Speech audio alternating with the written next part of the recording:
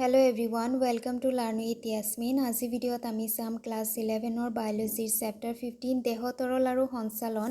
আজি ভিডিঅ'ত আমি চাম ৰক্তদলসমূহ আৰু দাতাৰ যোগ্যতা ৰক্তদান কেনেকুৱা ধৰণৰ ৰক্তদল থকা ব্যক্তিয়ে এজন ব্যক্তিক ৰক্তদান কৰিব পাৰিব সেই বিষয়ে আমি চাম। সো তালিকা এখন দিয়া আছে, তালিকাখন কেনেকৈ প্ৰস্তুত হৈছে সেইটো আমি জানি লওঁ। ইয়াৰ আগৰ ভিডিঅ'ত আমি এন্টিজেন আৰু এন্টিবডি সমূহৰ বিষয়ে চাইছিলোঁ, কেনেকুৱা ধৰণৰ এন্টিজেন আৰু এন্টিবডি একেলগে থাকিব পাৰে তাৰ বিষয়ে আমি জানিছিলোঁ। যদি কোনো এজন ব্যক্তিৰ এন্টিজেন এ হয় তেতিয়াহ'লে ব্যক্তিজনৰ এন্টিবডি বি হ'ব লাগিব, তেতিয়া এন্টিবডিয়ে এন্টিজেনক এটাক নকৰে। যদি এন্টিজেন বি হয় তেতিয়াহ'লে এন্টিবডি এ হ'ব লাগিব, অৰ্থাৎ উলটা হ'ব লাগিব। যদি এন্টিজেন এ বি হয় তেনে ক্ষেত্ৰত কোনো ধৰণৰ এন্টিবডি নাথাকে আৰু ওৰ ক্ষেত্ৰত দুয়োটা এন্টিবডি উপস্থিত থাকে এ আৰু বি, আৰু এন্টিবডিসমূহক এন্টি এ এন্টি বি এনেদৰে লিখা হয়। সো এই বিষয়ে আমি জানিছিলোঁ, অকণমান মনত পেলাই ল'লোঁ। এতিয়া আমি চাম কেনেদৰে হয়। সো ৰক্তদল এৰ ক্ষেত্ৰত কি হয়, যদি কোনো এজন ব্যক্তি গৃহীতা হয় আৰু গৃহীতাজনৰ যদি ৰক্তদল এ হয় তেনেহ'লে এই ৰক্তদল থকা গৃহীতাজনক কোনে কোনে ৰক্তদান কৰিব পাৰিব। সো আমি প্ৰথমতে ধৰি লওঁ যে যিজন গৃহীতা আছে সেইজন এই ৰক্তদল থকা গৃহীতা। এতিয়া এই ৰক্তদল থকা গৃহীতাজনৰ যিটো এন্টিজেন থাকিব, এন্টিজেন কি থাকিব, এ থাকিব, আৰু এন্টিবডি কি থাকিব, এন্টি বি থাকিব। গতিকে এইজন ব্যক্তিয়ে কি কৰিব পাৰিব, এই ব্যক্তিজনক ৰক্ত দান কৰিব পাৰিব, কাৰণ এই ব্যক্তিজনৰো কি আছে, একে ধৰণৰ এন্টিজেন আৰু এন্টিবডি আছে। গতিকে ইয়াত কোনো ধৰণৰ এটাক নহয়, গতিকে তেওঁ ৰক্তদান কৰিব পাৰিব। যদি যিজন দাতা আছে, দাতাজন যদি বি ৰক্তদল থকা দাতা হয়, এতিয়া কি হ'ল, দাতাজন বি ৰক্তদল থকা হ'ল। বি ৰক্তদল থকা দাতাৰ ক্ষেত্ৰত কি হ'ব, এন্টিজেন বি হ'ব, কিন্তু এন্টিবডি এ হ'ব।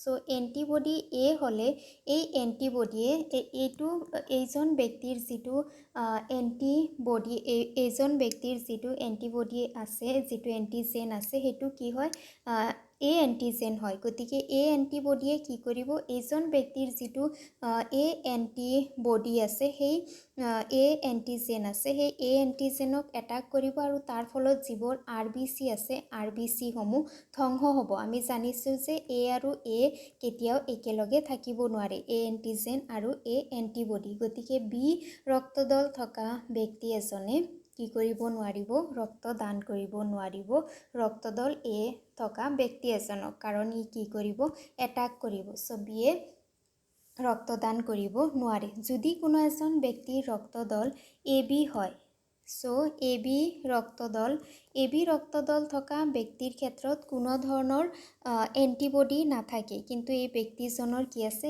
এন্টিজেন আছে, আৰু এন্টিজেন কি আছে, এন্টিজেন দুয়োটাই উপস্থিত আছে, এন্টিজেন এ আৰু এন্টিজেন বি। এতিয়া এইজন ব্যক্তিক যদি ৰক্তদান কৰিবলৈ দিয়া হয় তেনেহ'লে এই ব্যক্তিজনৰ যিহেতু দুয়োটা এন্টিজেন আছে, আৰু এই এন্টিজেন যেতিয়া এইজন ব্যক্তিৰ দেহত প্ৰৱেশ কৰিব, এই ব্যক্তিজনৰ যিবোৰ এন্টিবডি আছে, ব্যক্তিজনৰ কি এন্টিবডি আছে, বি এন্টিবডি আছে। গতিকে এই বি এন্টিবডিবোৰে নতুনকৈ তেজ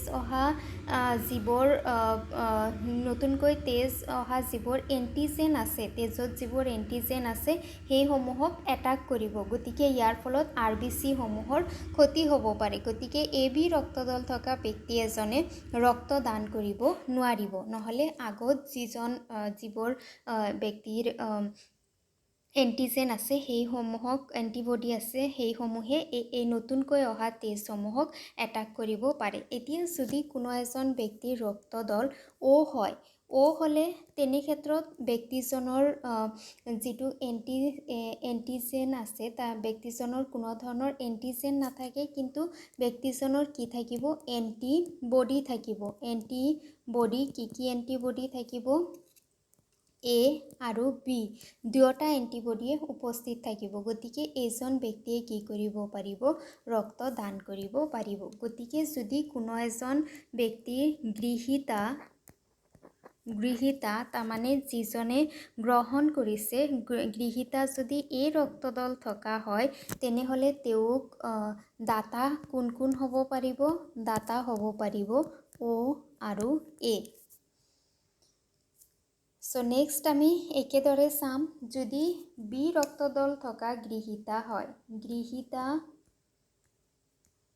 B ৰক্তদল থকা সো ইয়াতে গৃহীতা কি হৈছে বি ৰক্তদল থকা আছে গতিকে এওৰ কি থাকিব এন্টিজেন বি থাকিব আৰু এন্টিবডি এন্টি এ থাকিব ৰাইট সো এজন ব্যক্তিক কোনে কোনে ৰক্তদান কৰিব পাৰিব যদি এজন ব্যক্তিক এ ৰক্তদল থকা ব্যক্তি এজনে ৰক্তদান কৰে তেনেহলে এ ৰক্তদল থকা ব্যক্তি এজনৰ কি থাকে এন্টিজেন এ থাকে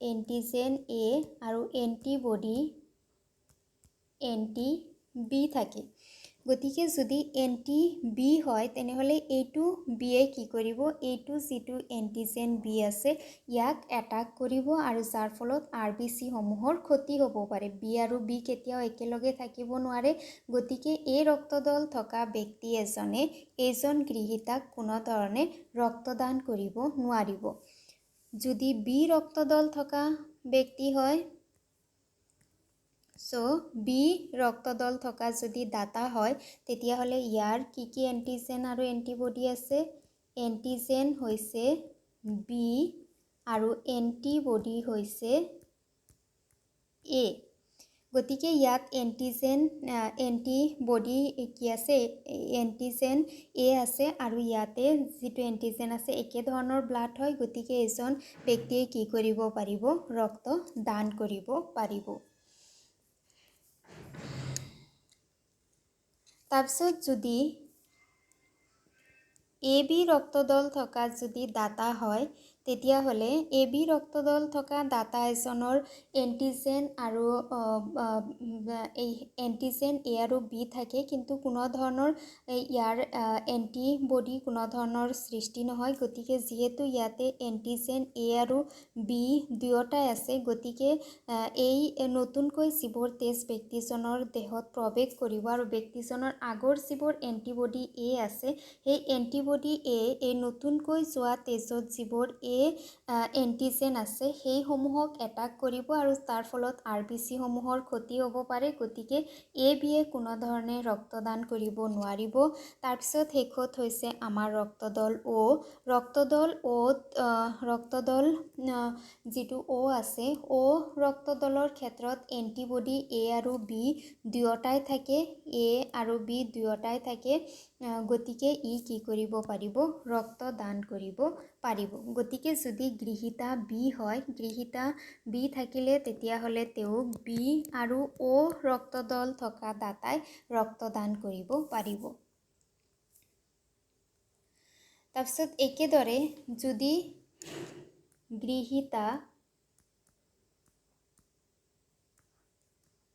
এ বি হয় যদি গৃহীতা এ বি হয় আমি জানো যে এ বিৰ ক্ষেত্ৰত কোনো ধৰণৰ এন্টিবডি নাথাকে এন্টিবডি নীল থাকে কিন্তু এন্টিজেন এ আৰু বি দুয়োটাই থাকিব পাৰে কিন্তু ইয়াতে কোনো ধৰণৰ কি নাথাকে এন্টিবডি ইয়াতে সৃষ্টি নহয় গতিকে তেনেকুৱা ৰক্তদল থকা ব্যক্তিক কোনে কোনে ৰক্তদান কৰিব পাৰিব যদি এই ৰক্তদল থকা ব্যক্তিয়ে তেওঁক ৰক্তদান কৰে তেনেহলে এজন ব্যক্তিৰ কি আছে এন্টিজেন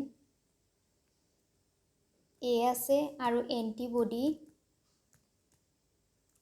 বি আছে আৰু এই যিজন গৃহীতা আছে গৃহীতাজনৰ যিহেতু কোনো ধৰণৰ এন্টিবডি নাই গতিকে ই কি কৰিব পাৰে ইয়াক ৰক্তদান কৰিব পাৰে সো ইয়াক ৰক্তদান কৰিব পাৰে যদি বি ৰক্তদল থকা দাতা হয় দাতাজন যদি বি ৰক্তদল থকা হয় তেনেহলে ইয়াৰ এন্টিজেন হ'ব কি এন্টিজেন বি আৰু এন্টিবডি হ'ব এ গতিকে ইয়াত কোনো ধৰণৰ এটাক নহয়, যিহেতু ইয়াত কোনো ধৰণৰ এণ্টিবডি নাই, গতিকে ই কি কৰিব পাৰিব, ৰক্ত দান কৰিব পাৰিব। তাৰপিছত যদি AB হয়, ABটো একে ধৰণৰ হয়, গতিকে ABও পাৰিব। AB ৰক্তদল থকা ব্যক্তিয়ে সহজে ৰক্তদান কৰিব পাৰিব। আৰু যিহেতু অ'ৰ এণ্টিবডি দুয়োটা থাকে, A আৰু B থাকে, গতিকে ইও কি কৰিব পাৰিব, ৰক্ত দান কৰিব পাৰিব। তাৰমানে AB ৰক্তদল থকা ব্যক্তি এজনক চাৰিও ধৰণৰ ৰক্তদল থকা ব্যক্তিয়ে ৰক্তদান কৰিব পাৰিব। গতিকে ইয়াক কি বুলি কোৱা হয়, সাৰ্বজনীন গৃহীতা বুলি কোৱা হয়। সাৰ্বজনীন গৃহীতা।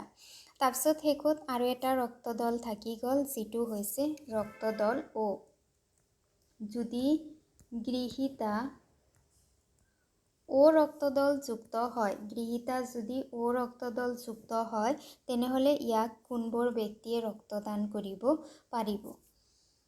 চ' ইয়াৰ এণ্টিবডি আৰু এণ্টি A আৰু এণ্টি B দুয়োটাই উপস্থিত থাকে। এণ্টি A, এণ্টি B দুয়োটাই উপস্থিত আছে। এওঁক কোনে কোনে ৰক্তদান কৰিব পাৰিব।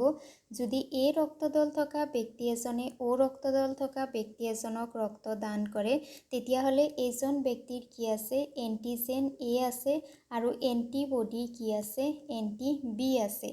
গতিকে এই যিটো এণ্টিজেন আছে, এইটো যেতিয়া O ৰক্তদল থকা ব্যক্তি এজনৰ দেহত প্ৰৱেশ কৰিব, প্ৰৱেশ কৰাৰ লগে লগে ব্যক্তিজনৰ দেহত আগৰে পৰা যিটো এণ্টিবডি A আছে, সেই এণ্টিবডি Aয়ে এণ্টিজেন Aক এটাক কৰিব। গতিকে RBC সমূহৰ ধ্বংস হ'ব। গতিকে এই ৰক্তদল থকা ব্যক্তিয়ে এওঁক ৰক্তদান কৰিব নোৱাৰে। যদি B ৰক্তদল থকা ব্যক্তিয়ে ৰক্তদান কৰে, এই ক্ষেত্ৰত ব্যক্তিজনৰ এণ্টিজেন হ'ব B, কিন্তু এণ্টিবডি হ'ব A। গতিকে এই A যিটো এণ্টিবডি আছে, এই এণ্টিবডি আছে, ইয়াতে AB দুয়োটা এণ্টিবডি আছে, আৰু এই যিটো B এণ্টিজেন আছে, এইটো যেতিয়া ব্যক্তিজনৰ দেহত প্ৰৱেশ কৰিব, প্ৰৱেশ কৰাৰ লগে লগে এই যিটো B এণ্টিবডি আছে, সেইটোৱে নতুনকৈ অহা তেজত থকা এণ্টিজেনসমূহক এটাক কৰিব, ফলত RBC সমূহৰ ধ্বংস হ'ব। গতিকে এও কোনো ধৰণৰ ৰক্তদান কৰিব নোৱাৰে।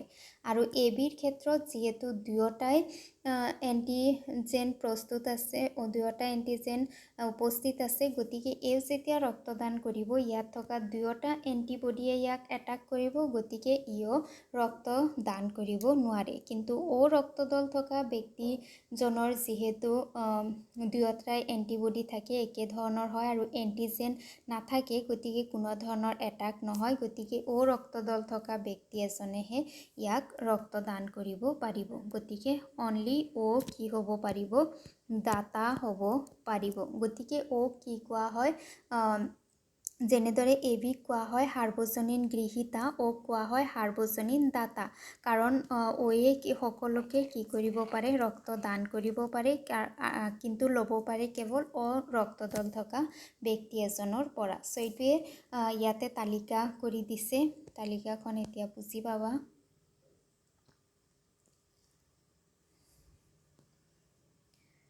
তালিকাত কি কৈছে, ইফালে ৰক্তদলসমূহ দিয়া আছে A, B, AB আৰু O। ইয়াতে RBCত থকা এণ্টিজেনসমূহ দিয়া আছে, অৰ্থাৎ RBCত থকা প্ৰটিনসমূহ দিয়া আছে। যদি ৰক্তদল A হয়, তেনেহ'লে এণ্টিজেন কি হয়, A হয়। তাৰপিছত প্লাজমাত থকা এণ্টিবডি, যিবোৰ এই RBCত থকা এণ্টিজেনসমূহৰ সঁহাৰিত সৃষ্টি হয়।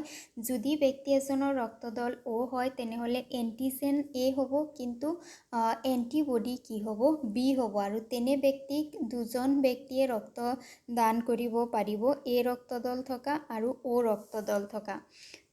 তাৰপিছত কোনো এজন ব্যক্তিৰ ৰক্তদল যদি B হয়, তেনেহ'লে তেওঁৰ এণ্টিজেনো B হ'ব, আৰু এণ্টিবডি ইয়াৰ ওলোটা হ'ব, A হ'ব, আৰু ব্যক্তিজনক B আৰু O ৰক্তদল থকা ব্যক্তিয়ে ৰক্তদান কৰিব পাৰিব। কোনো এজন ব্যক্তিৰ ৰক্তদল যদি AB হয়, RBCত থকা এণ্টিজেন A আৰু B দুয়োটাই হ'ব, আৰু প্লাজমাত কোনো ধৰণৰ এণ্টিবডি নাথাকে, ব্যক্তিজনক সকলোবোৰ ৰক্তদল থকা ব্যক্তিয়ে ৰক্তদান কৰিব পাৰিব। আৰু O থকা ৰক্তদল থকা ব্যক্তি এজনৰ RBCত এণ্টিজেন কোনো ধৰণৰ নাথাকে, কিন্তু এণ্টিবডি দুয়োটাই থাকে আৰু এও কেৱল অ ৰক্তদল থকা ব্যক্তিয়ে ৰক্তদান কৰিব পাৰিব।